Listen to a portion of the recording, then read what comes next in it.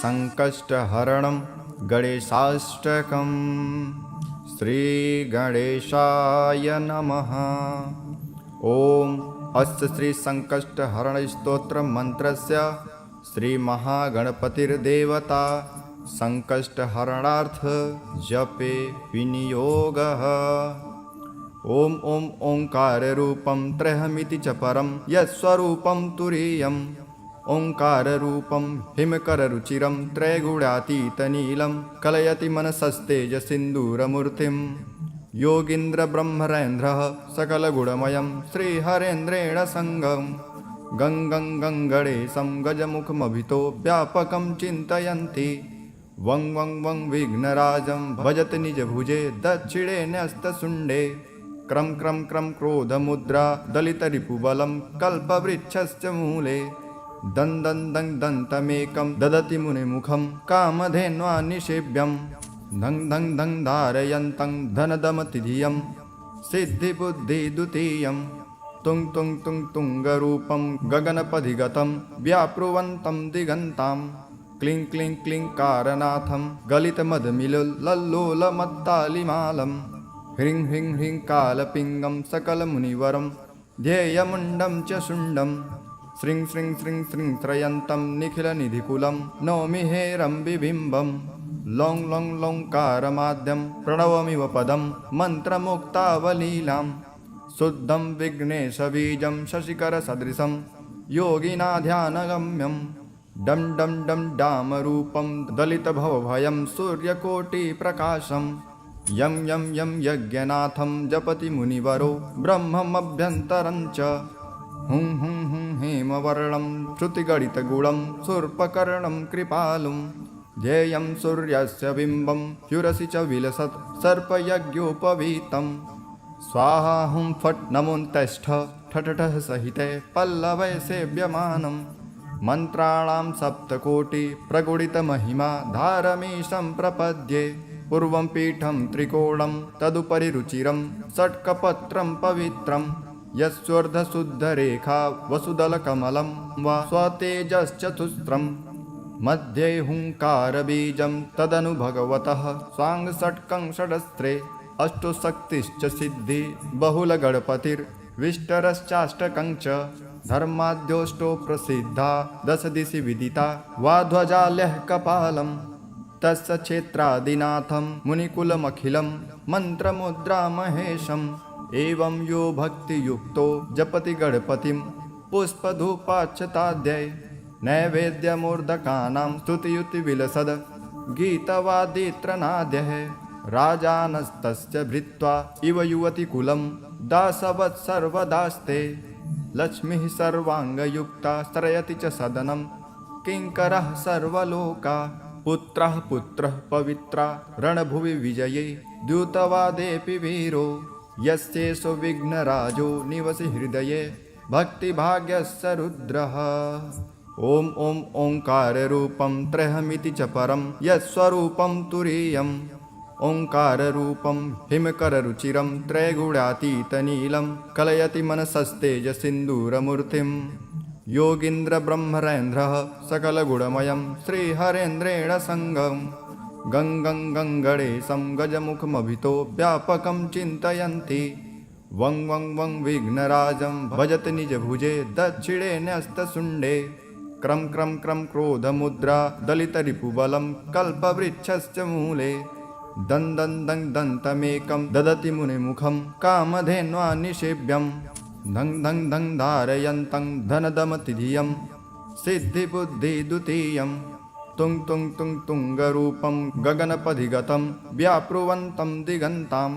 क्लीं क्लीं क्लीं कारनाथं गलितमदमिलुल्लोलमत्तालिमालं। ह्रीं ह्रीं ह्रीं कालपिङ्गं सकलमुनिवरं ध्येयमुण्डं च शुण्डं। श्रीं श्रीं श्रीं श्रीं त्रयन्तं निखिलनिधिकुलं नौमि हेरम्बिबिम्बं। लौं लौं लौंकारमाद्यं प्रणवमिव पदं मन्त्रमुक्तावलीलां। शुद्धं विघ्नेशबीजं शशिकरसदृशं योगिनाध्यानगम्यं। डं डं डं डामरूपं दलितभवभयं सूर्यकोटिप्रकाशं। यं यं यं यज्ञनाथं जपति मुनिवरो ब्रह्ममभ्यन्तरं च हुं हुं हुं हेमवर्णं श्रुतिगणितगुणं शूर्पकर्णं कृपालुं ध्येयं सूर्यस्य बिम्बं ह्युरसि च विलसत् सर्पयज्ञोपवीतं स्वाहा हुं फट् नमोऽन्तिष्ठ ठठठः सहिते पल्लवै सेव्यमानं मन्त्राणां सप्तकोटि प्रगुणितमहिमा धारमीशं प्रपद्ये पूर्वं पीठं त्रिकोणं तदुपरि रुचिरं षट्कपत्रं पवित्रं यस्योर्धशुद्धरेखा वसुदलकमलं वा स्वतेजश्चतुस्रं मध्ये हुङ्कारबीजं तदनु भगवतः स्वाङ्गषट्कं षडस्त्रे अष्टो शक्तिश्च सिद्धि बहुलगणपतिर्विष्टरश्चाष्टकं च धर्माद्योष्टो प्रसिद्धा दश दिशि विदिता वा ध्वजाल्यः कपालं तस्य क्षेत्रादिनाथं मुनिकुलमखिलं मन्त्रमुद्रामहेशम् एवं यो भक्तियुक्तो जपति गणपतिं पुष्पधूपाक्षताध्यै नैवेद्यमूर्धकानां स्तुतियुतिविलसद् गीतवादित्रनाद्यः राजानस्तस्य भृत्वा इव युवतिकुलं दासवत् सर्वदास्ते लक्ष्मीः सर्वाङ्गयुक्ता स्त्रयति च सदनं किङ्करः सर्वलोका पुत्रः पवित्रा रणभुवि विजये द्यूतवादेऽपि वीरो यस्येषो विघ्नराजो निवसि हृदये भक्तिभाग्यस्य रुद्रः ॐ ॐ ओङ्काररूपं त्र्यहमिति च परं यत्स्वरूपं तुरीयम् ओङ्काररूपं हिमकररुचिरं त्रैगुणातीतनीलं कलयति मनसस्तेजसिन्दूरमूर्तिं योगीन्द्रब्रह्मरेन्द्रः सकलगुणमयं श्रीहरेन्द्रेण सङ्गं गङ्गं गङ्गणेशं गजमुखमभितो व्यापकं चिन्तयन्ति वं वं वं विघ्नराजं भजति निजभुजे दक्षिणे न्यस्तशुण्डे क्रं क्रं क्रं क्रोधमुद्रा दलितरिपुबलं कल्पवृक्षस्य मूले दं दं दं दन्तमेकं ददति मुनिमुखं कामधेन्वा निषेव्यं धं धं धं धारयन्तं धनदमतिधियं सिद्धिबुद्धिद्वितीयं तुं तुं तुं तुङ्गरूपं गगनपधिगतं व्याप्रुवन्तं दिगन्तां क्लीं क्लीं क्लीं कारनाथं गलितमदमिलल्लोलमत्तालिमालं ह्रीं ह्रीं ह्रीं कालपिङ्गं सकलमुनिवरं ध्येयमुण्डं च शुण्डं श्रीं श्रीं श्रीं श्रीं त्रयन्तं निखिलनिधिकुलं नौमि हेरं बिबिम्बं लों लों लोङ्कारमाद्यं प्रणवमिव पदं मन्त्रमुक्तावलीलां शुद्धं विघ्नेशबीजं शशिकरसदृशं योगिनाध्यानगम्यं डं डं डं डामरूपं दलितभवभयं सूर्यकोटिप्रकाशं यं यं यं यज्ञनाथं जपति मुनिवरो ब्रह्ममभ्यन्तरं च हुं हुं हुं हेमवर्णं श्रुतिगणितगुणं शूर्पकर्णं कृपालुं ध्येयं सूर्यस्य बिम्बं ह्युरसि च विलसत् सर्पयज्ञोपवीतं स्वाहा हुं फट् नमोऽन्तिष्ठ ठठठः सहिते पल्लवै सेव्यमानं मन्त्राणां सप्तकोटि प्रगुणितमहिमा धारमीशं प्रपद्ये पूर्वं पीठं त्रिकोणं तदुपरि रुचिरं षट्कपत्रं पवित्रं यस्योर्धशुद्धरेखा वसुदलकमलं वा स्वतेजश्चतुस्रं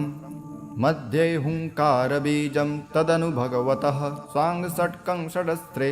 अष्टो शक्तिश्च सिद्धि बहुलगणपतिर्विष्टरश्चाष्टकं च धर्माद्योष्टो प्रसिद्धा दश दिशि विदिता वा ध्वजाल्यः कपालं तस्य क्षेत्रादिनाथं मुनिकुलमखिलं मन्त्रमुद्रामहेशम् एवं यो भक्तियुक्तो जपति गणपतिं पुष्पधूपाक्षताध्यै नैवेद्यमूर्धकानां स्तुतियुतिविलसद् गीतवादित्रनाद्यः राजानस्तस्य भृत्वा इव युवतिकुलं दासवत् सर्वदास्ते लक्ष्मीः सर्वाङ्गयुक्ता स्त्रयति च सदनं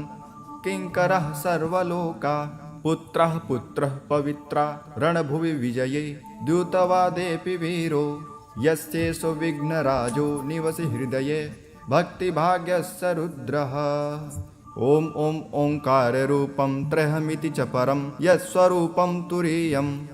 ओङ्काररूपं हिमकररुचिरं त्रैगुणातीतनीलं कलयति मनसस्तेजसिन्दूरमूर्तिं योगीन्द्रब्रह्मरेन्द्रः सकलगुणमयं श्रीहरेन्द्रेण सङ्गं गङ्गं गङ्गणेशं गजमुखमभितो व्यापकं चिन्तयन्ति वं वं वं विघ्नराजं भजत निजभुजे दक्षिणे न्यस्तशुण्डे क्रम क्रम क्रम क्रोधमुद्रा दलितरिपुबलं कल्पवृक्षस्य मूले दं दं दं दन्तमेकं ददति मुनिमुखं कामधेन्वा निषेव्यं धं धं धं धारयन्तं धनदमतिधियं सिद्धिबुद्धिद्वितीयं तुं तुं तुं तुङ्गरूपं गगनपधिगतं व्याप्रुवन्तं दिगन्तां क्लीं क्लीं क्लीं कारनाथं गलितमदमिलुल्लोलमत्तालिमालं ह्रीं ह्रीं ह्रीं कालपिङ्गं सकलमुनिवरं ध्येयमुण्डं च शुण्डं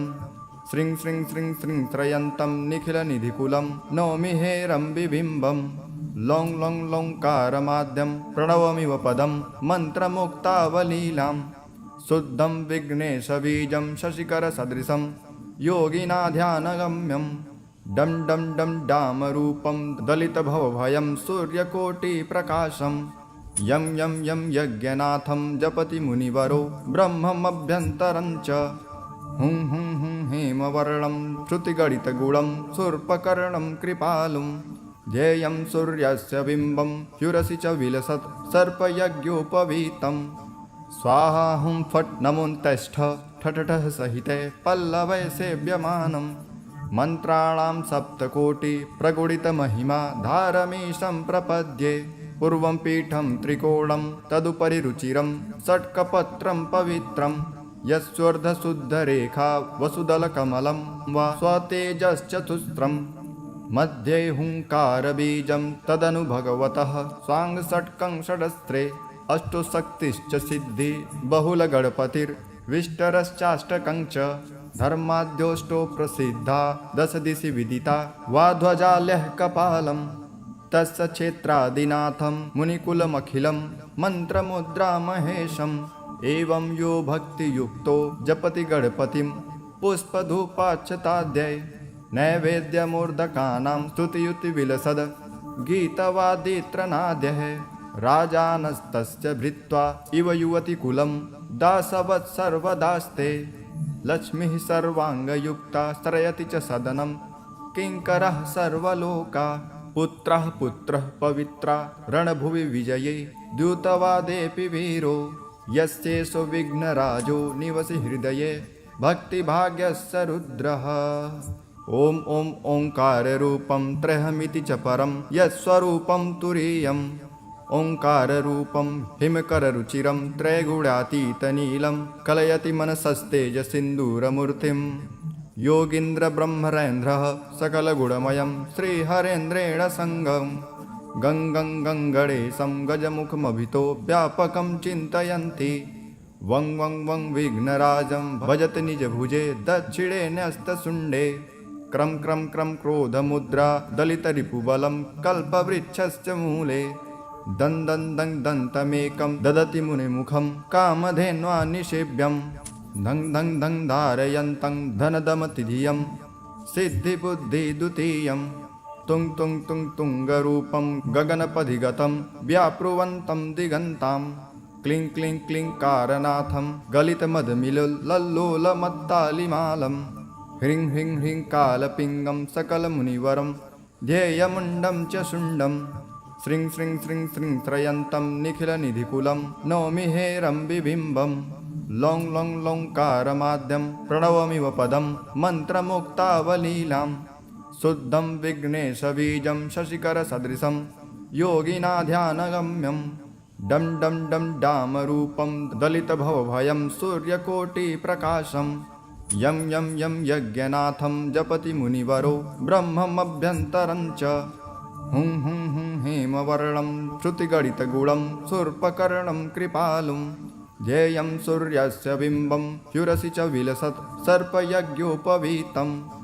स्वाहा हुं फट् नमोऽन्तष्ठ ठठठः सहिते पल्लवै सेव्यमानं मन्त्राणां सप्तकोटि प्रगुणितमहिमा धारमीशं प्रपद्ये पूर्वं पीठं त्रिकोणं तदुपरि रुचिरं षट्कपत्रं पवित्रं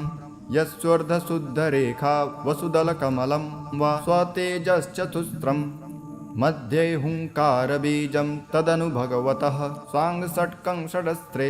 अष्टो शक्तिश्च सिद्धि बहुलगणपतिर्विष्टरश्चाष्टकं च धर्माद्योष्टो प्रसिद्धा दश दिशि विदिता वाध्वजाल्यः कपालं तस्य क्षेत्रादिनाथं मुनिकुलमखिलं मन्त्रमुद्रामहेशम् एवं यो भक्तियुक्तो जपति गणपतिं पुष्पधूपाक्षताध्यै नैवेद्यमूर्धकानां स्तुतियुतिविलसद् गीतवादित्रनाद्यः राजानस्तस्य भृत्वा इव युवतिकुलं दासवत् सर्वदास्ते लक्ष्मीः सर्वाङ्गयुक्ता स्त्रयति च सदनं किङ्करः सर्वलोका पुत्रः पवित्रा रणभुवि विजये द्यूतवादेऽपि वीरो यस्येषो विघ्नराजो निवसि हृदये भक्तिभाग्यस्य रुद्रः। ॐ ॐ ओङ्काररूपं त्र्यहमिति च परं यत्स्वरूपं तुरीयम् ओङ्काररूपं हिमकररुचिरं त्रैगुणातीतनीलं कलयति मनसस्तेजसिन्दूरमूर्तिं योगीन्द्रब्रह्मरेन्द्रः सकलगुणमयं श्रीहरेन्द्रेण सङ्गं गङ्गं गङ्गणेशं गजमुखमभितो व्यापकं चिन्तयन्ति वं वं वं विघ्नराजं भजति निजभुजे दक्षिणे न्यस्तशुण्डे क्रं क्रं क्रं क्रोधमुद्रा दलितरिपुबलं कल्पवृक्षस्य मूले दं दं दं दन्तमेकं ददति मुनिमुखं कामधेन्वा निषेव्यं धं धं धं धारयन्तं धनदमतिधियं सिद्धिबुद्धिद्वितीयं तुं तुं तुं तुङ्गरूपं गगनपधिगतं व्याप्रुवन्तं दिगन्तां क्लीं क्लीं क्लीं कारनाथं गलितमदमिलल्लोलमत्तालिमालं ह्रीं ह्रीं ह्रीं कालपिङ्गं सकलमुनिवरं ध्येयमुण्डं च शुण्डं श्रीं श्रीं श्रीं श्रीं त्रयन्तं निखिलनिधिकुलं नौमि हेरं बिबिम्बं लों लों लोङ्कारमाद्यं प्रणवमिव पदं मन्त्रमुक्तावलीलां शुद्धं विघ्नेशबीजं शशिकरसदृशं योगिनाध्यानगम्यं डं डं डं डामरूपं दलितभवभयं सूर्यकोटिप्रकाशं यं यं यं यज्ञनाथं जपति मुनिवरो ब्रह्ममभ्यन्तरं च हुं हुं हुं हेमवर्णं श्रुतिगणितगुणं शूर्पकर्णं कृपालुं ध्येयं सूर्यस्य बिम्बं ह्युरसि च विलसत् सर्पयज्ञोपवीतं स्वाहा हुं फट् नमोऽन्तष्ठ ठठठः सहिते पल्लवै सेव्यमानं मन्त्राणां सप्तकोटि प्रगुणितमहिमा धारमीशं प्रपद्ये पूर्वं पीठं त्रिकोणं तदुपरि रुचिरं षट्कपत्रं पवित्रं यस्योर्धशुद्धरेखा वसुदलकमलं वा स्वतेजश्चतुस्रं मध्ये हुङ्कारबीजं तदनु भगवतः स्वाङ्गषट्कं षडस्त्रे अष्टो शक्तिश्च सिद्धि बहुलगणपतिर्विष्टरश्चाष्टकं च धर्माद्योष्टो प्रसिद्धा दश दिशि विदिता वाध्वजाल्यः कपालं तस्य क्षेत्रादिनाथं मुनिकुलमखिलं मन्त्रमुद्रामहेशम् एवं यो भक्तियुक्तो जपति गणपतिं पुष्पधूपाक्षताध्यै नैवेद्यमूर्धकानां स्तुतियुतिविलसद् गीतवादित्रनाद्यः राजानस्तस्य भृत्वा इव युवतिकुलं दासवत् सर्वदास्ते लक्ष्मीः सर्वाङ्गयुक्ता स्त्रयति च सदनं किङ्करः सर्वलोका पुत्रः पवित्रा रणभुवि विजये द्यूतवादेऽपि वीरो यस्येषो विघ्नराजो निवसि हृदये भक्तिभाग्यस्य रुद्रः। ॐ ॐ ओङ्काररूपं त्र्यहमिति च परं यत्स्वरूपं तुरीयम्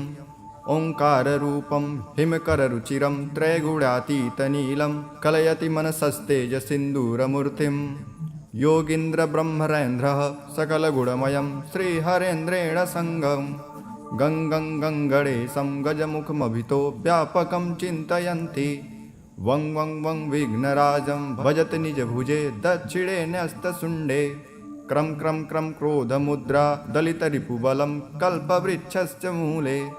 दं दं दं दन्तमेकं ददति मुनिमुखं कामधेन्वा निषेव्यं धं धं धं धारयन्तं धनदमतिधियं सिद्धिबुद्धिद्वितीयं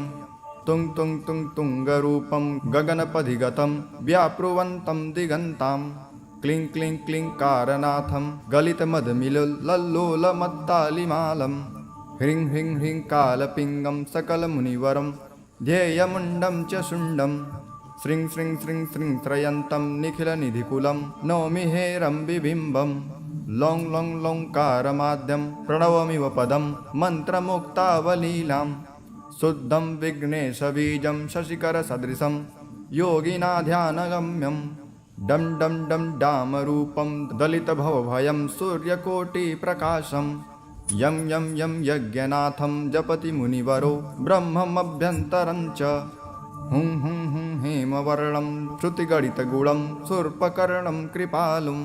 ध्येयं सूर्यस्य बिम्बं ह्युरसि च विलसत् सर्पयज्ञोपवीतं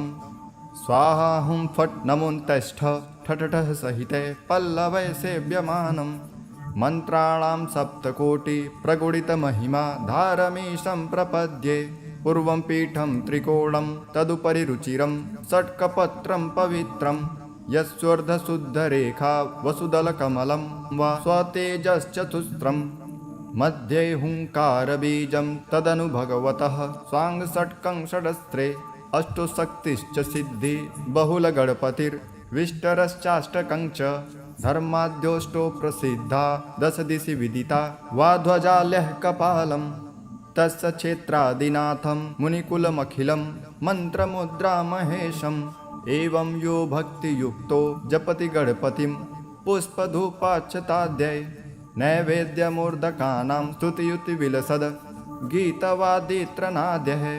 राजानस्तस्य भृत्वा इव युवतिकुलं दासवत् सर्वदास्ते लक्ष्मीः सर्वाङ्गयुक्ता स्त्रयति च सदनं किङ्करः सर्वलोका पुत्रः पुत्रः पवित्रा रणभुवि विजये द्यूतवादेऽपि वीरो यस्येषो विघ्नराजो निवसि हृदये भक्तिभाग्यस्य रुद्रः ॐ ॐ ओङ्काररूपं त्रयमिति च परं यत्स्वरूपं तुरीयम् ओङ्काररूपं हिमकररुचिरं त्रैगुणातीतनीलं कलयति मनसस्तेजसिन्दूरमूर्तिं योगीन्द्रब्रह्मरेन्द्रः सकलगुणमयं श्रीहरेन्द्रेण सङ्गं गङ्गं गङ्गणेशं गजमुखमभितो व्यापकं चिन्तयन्ति वं वं वं विघ्नराजं भजति निजभुजे दक्षिणे न्यस्तशुण्डे क्रं क्रं क्रं क्रोधमुद्रा दलितरिपुबलं कल्पवृक्षस्य मूले दं दं दं दन्तमेकं ददति मुनिमुखं कामधेन्वा निषेव्यं धं धं धं धारयन्तं धनदमतिधियं सिद्धिबुद्धिद्वितीयं तुं तुं तुं तुङ्गरूपं गगनपधिगतं व्याप्रुवन्तं दिगन्तां क्लीं क्लीं क्लीङ्कारनाथं गलितमदमिलुल्लोलमत्तालिमालं ह्रीं ह्रीं ह्रीं कालपिङ्गं सकलमुनिवरं ध्येयमुण्डं च शुण्डं श्रीं श्रीं श्रीं श्रीं त्रयन्तं निखिलनिधिकुलं नौमि हेरम्बिबिम्बं लौं लौं लौङ्कारमाद्यं प्रणवमिव पदं मन्त्रमुक्तावलीलां शुद्धं विघ्नेशबीजं शशिकरसदृशं योगिनाध्यानगम्यं डं डं डं डामरूपं दलितभवभयं सूर्यकोटिप्रकाशं यं यं यं यज्ञनाथं जपति मुनिवरो ब्रह्ममभ्यन्तरं च हुं हुं हुं हेमवर्णं श्रुतिगणितगुणं शूर्पकर्णं कृपालुं ध्येयं सूर्यस्य बिम्बं ह्युरसि च विलसत् सर्पयज्ञोपवीतं स्वाहा हुं फट् नमोऽन्तष्ठ ठठठः सहिते पल्लवै सेव्यमानं मन्त्राणां सप्तकोटि प्रगुणितमहिमा धारमीशं प्रपद्ये पूर्वं पीठं त्रिकोणं तदुपरि रुचिरं षट्कपत्रं पवित्रं यस्योर्धशुद्धरेखा वसुदलकमलं वा स्वतेजश्चतुस्रं मध्ये हुङ्कारबीजं तदनु भगवतः स्वाङ्गषट्कं षडस्त्रे अष्टोशक्तिश्च सिद्धि बहुलगणपतिर्विष्टरश्चाष्टकं च धर्माद्योष्टो प्रसिद्धा दश दिशि विदिता वा ध्वजाल्यः कपालं तस्य क्षेत्रादिनाथं मुनिकुलमखिलं मन्त्रमुद्रामहेशम् एवं यो भक्तियुक्तो जपति गणपतिं पुष्पधूपाक्षताध्यै नैवेद्यमूर्धकानां स्तुतियुतिविलसद् गीतवादित्रनाद्यः राजानस्तस्य भृत्वा इव युवतिकुलं दासवत् सर्वदास्ते लक्ष्मीः सर्वाङ्गयुक्ता स्त्रयति च सदनं किङ्करः सर्वलोका पुत्रः पवित्रा रणभुवि विजये द्यूतवादेऽपि वीरो यस्येषो विघ्नराजो निवसि हृदये भक्तिभाग्यस्य रुद्रः।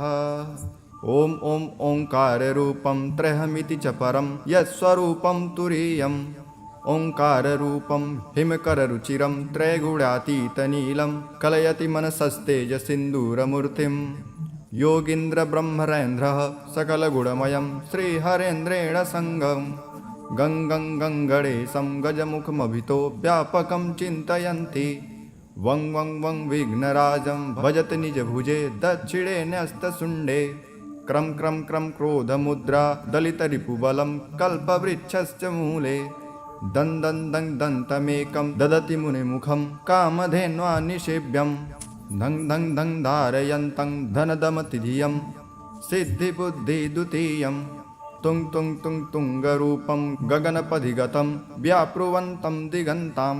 क्लीं क्लीं क्लीं कारनाथं गलितमदमिलल्लोलमत्तालिमालं ह्रीं ह्रीं ह्रीं कालपिङ्गं सकलमुनिवरं ध्येयमुण्डं च शुण्डं श्रीं श्रीं श्रीं श्रीं त्रयन्तं निखिलनिधिकुलं नौमि हेरम्बिबिम्बं लों लों लोङ्कारमाद्यं प्रणवमिव पदं मन्त्रमुक्तावलीलां शुद्धं विघ्नेशबीजं शशिकरसदृशं योगिनाध्यानगम्यं डं डं डं डामरूपं दलितभवभयं सूर्यकोटिप्रकाशं यं यं यं यज्ञनाथं जपति मुनिवरो ब्रह्ममभ्यन्तरं च हुं हुं हुं हेमवर्णं श्रुतिगणितगुणं शूर्पकर्णं कृपालुं ध्येयं सूर्यस्य बिम्बं ह्युरसि च विलसत् सर्पयज्ञोपवीतं स्वाहा हुं फट् नमोऽन्तष्ठ ठठठः सहिते पल्लवै सेव्यमानं मन्त्राणां सप्तकोटि प्रगुणितमहिमा धारमीशं प्रपद्ये पूर्वं पीठं त्रिकोणं तदुपरि रुचिरं षट्कपत्रं पवित्रं यस्योर्धशुद्धरेखा वसुदलकमलं वा स्वतेजश्चतुस्रं मध्ये हुङ्कारबीजं तदनु भगवतः स्वाङ्गषट्कं षडस्त्रे अष्टोशक्तिश्च सिद्धि बहुलगणपतिर्विष्टरश्चाष्टकं च धर्माद्योष्टो प्रसिद्धा दशदिशि विदिता वाध्वजाल्यः कपालं तस्य क्षेत्रादिनाथं मुनिकुलमखिलं मन्त्रमुद्रामहेशम् एवं यो भक्तियुक्तो जपति गणपतिं पुष्पधूपाक्षताध्यै नैवेद्यमूर्धकानां स्तुतियुतिविलसद् गीतवादित्रनाद्यः राजानस्तस्य भृत्वा इव युवतिकुलं दासवत् सर्वदास्ते लक्ष्मीः सर्वाङ्गयुक्ता स्त्रयति च सदनं किङ्करः सर्वलोका पुत्रः पवित्रा रणभुवि विजये द्यूतवादेऽपि वीरो यस्येषो विघ्नराजो निवसि हृदये भक्तिभाग्यस्य रुद्रः। ॐ ॐ ओङ्काररूपं त्र्यहमिति च परं यत्स्वरूपं तुरीयम् ओङ्काररूपं हिमकररुचिरं त्रैगुणातीतनीलं कलयति मनसस्तेजसिन्दूरमूर्तिं योगीन्द्रब्रह्मरेन्द्रः सकलगुणमयं श्रीहरेन्द्रेण सङ्गं गङ्गं गङ्गणेशं गजमुखमभितो व्यापकं चिन्तयन्ति वं वं वं विघ्नराजं भजति निजभुजे दक्षिणे न्यस्तशुण्डे क्रं क्रं क्रं क्रोधमुद्रा दलितरिपुबलं कल्पवृक्षस्य मूले दं दं दं दन्तमेकं ददति मुनिमुखं कामधेन्वा निषेव्यं धं धं धं धारयन्तं धनदमतिधियं सिद्धिबुद्धिद्वितीयं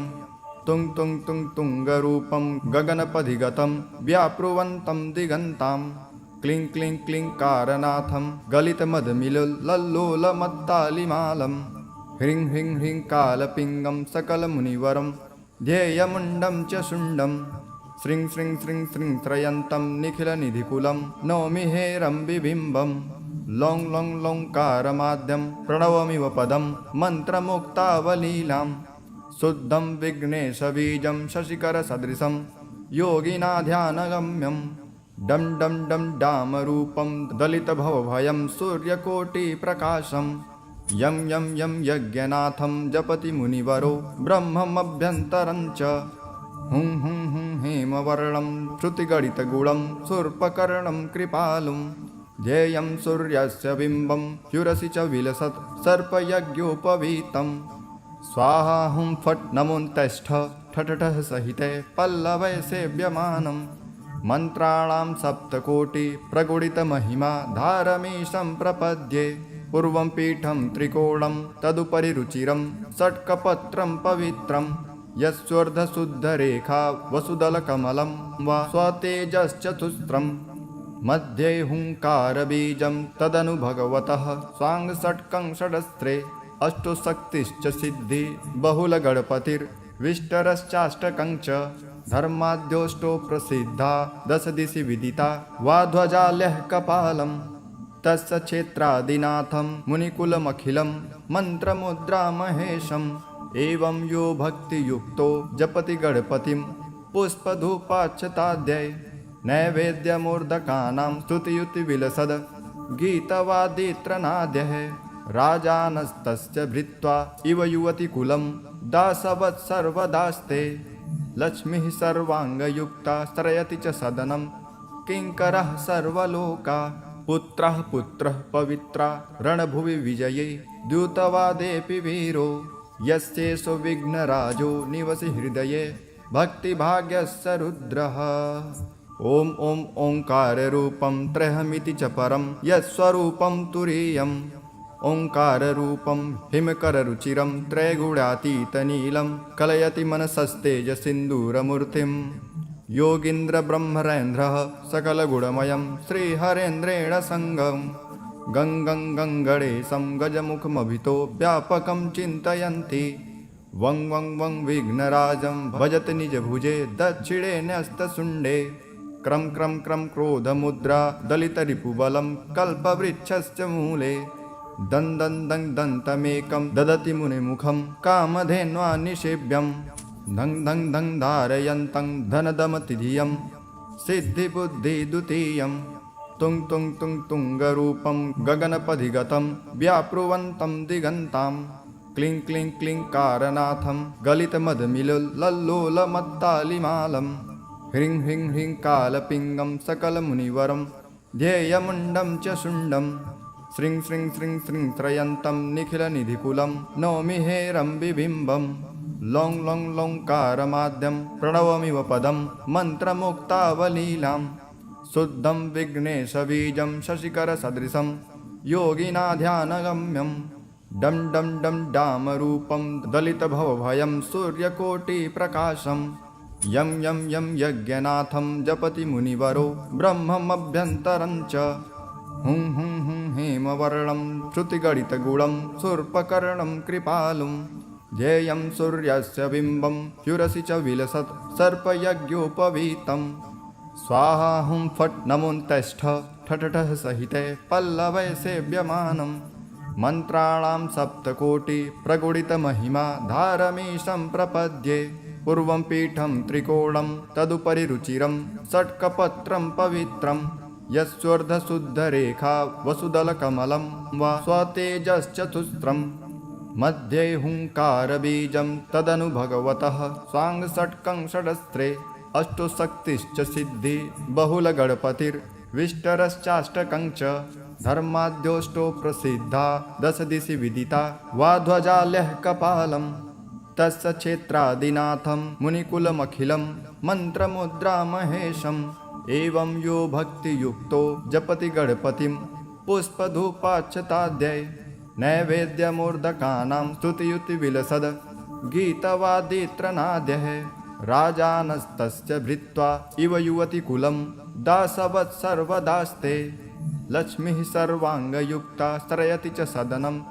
किङ्करः सर्वलोका पुत्रः पुत्रः पवित्रा रणभुवि विजये द्यूतवादेऽपि वीरो यस्येषो विघ्नराजो निवसि हृदये भक्तिभाग्यस्य रुद्रः इति संकष्टहरणं गणेशाष्टकं सम्पूर्णम्।